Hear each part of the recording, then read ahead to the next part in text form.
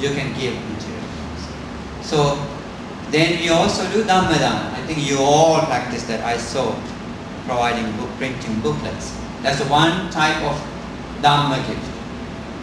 And also you can educate the person. See, it could be a very simple thing. You can help person by educating. This is not the right way of doing something. When you see something, it's sometimes, we don't want to interfere, so people get offended by that.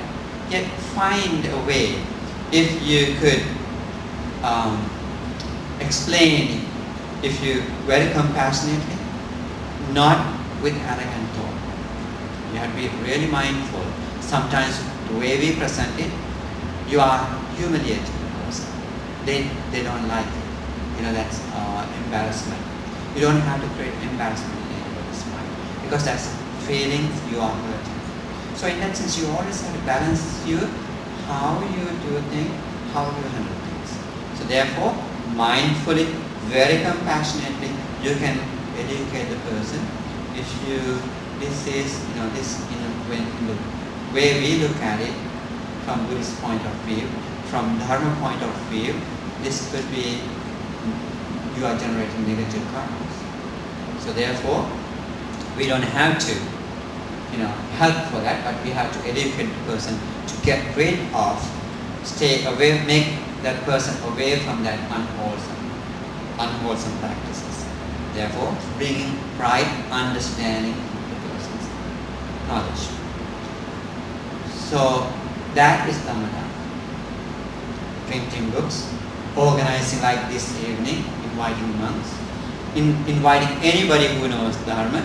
So you are letting other people to listen Dharma.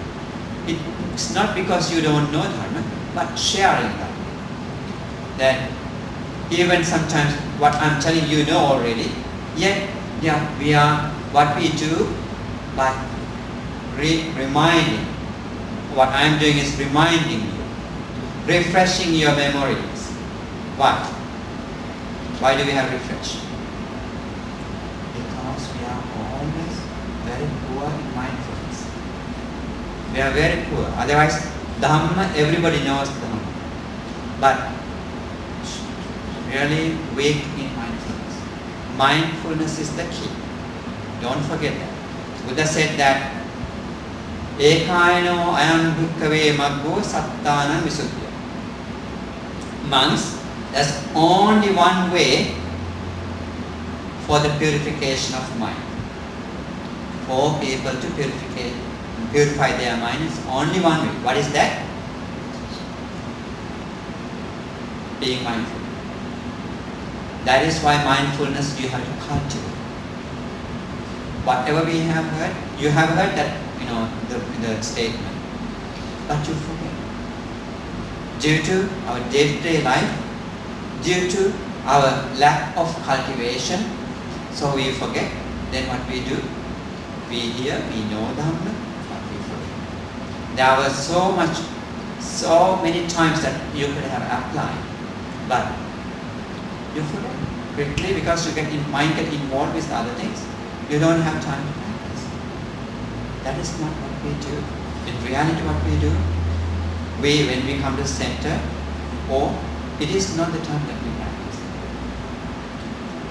Every day we have practice. Here you may be gathering everybody, like today when we gather together. That is the strength. That's the power. Power in the sense, as a group, you always powerful. You provide energy to other person to practice. So therefore, it's important what you do.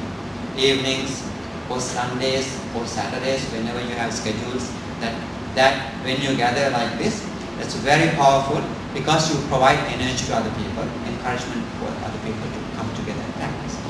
But that is not the only time. If you do that way once a week thing, it will never build up that skill. So therefore, definitely, you will have to find at least 10 minutes, 15 minutes a day from your schedule to practice. That way you can build up your strength.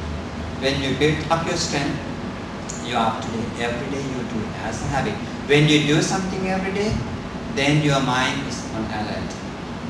You can remember it. at least few times a day, then you remember, oh, so that definitely have to build up. As to remember, build up that. And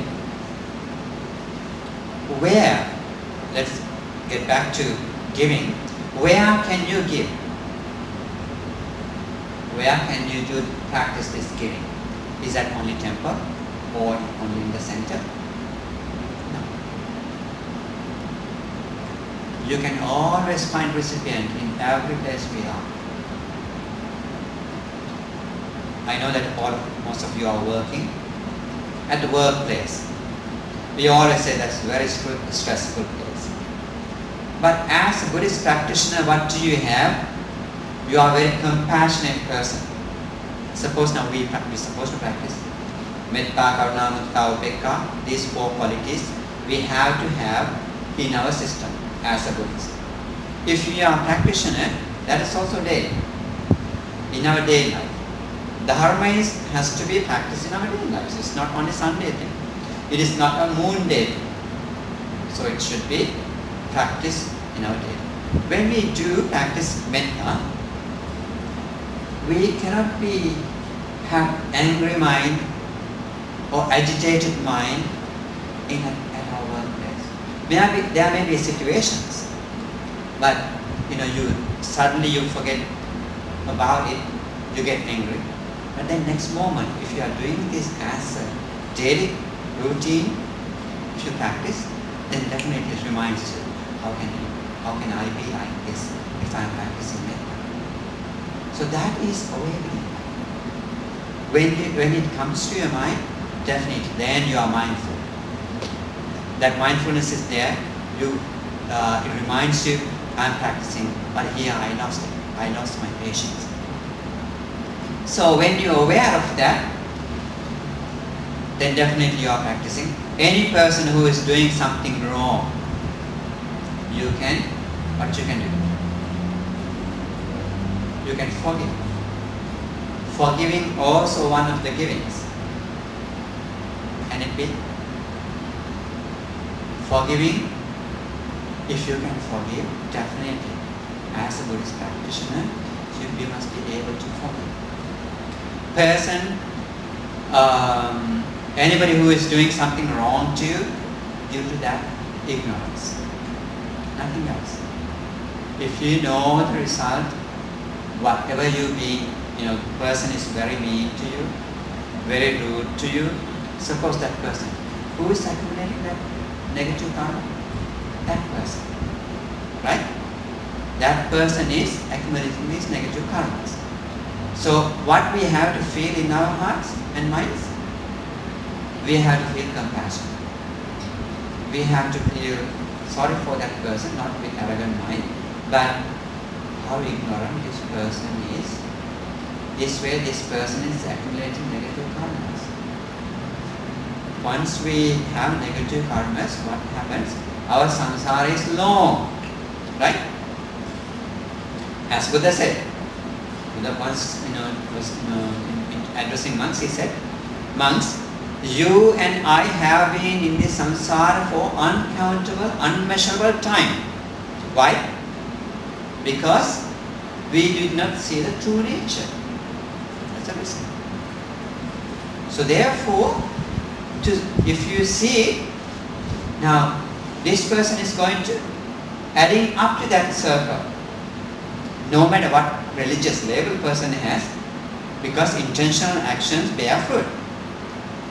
If that intentional action is negative, they are bearing the negative fruit. He or she is not going to have any positive results for that. Therefore, we have to have compassion. So, we can easily forgive. Because we don't have to counteract to that. If we do add, so then we are filling our bag too. Not to fill our lessening our bag, we have to somehow help the person not to do that kind of negative karmas. You are not going to teach Buddhism to that person, but somehow, being compassionately, somehow we must be able to handle it.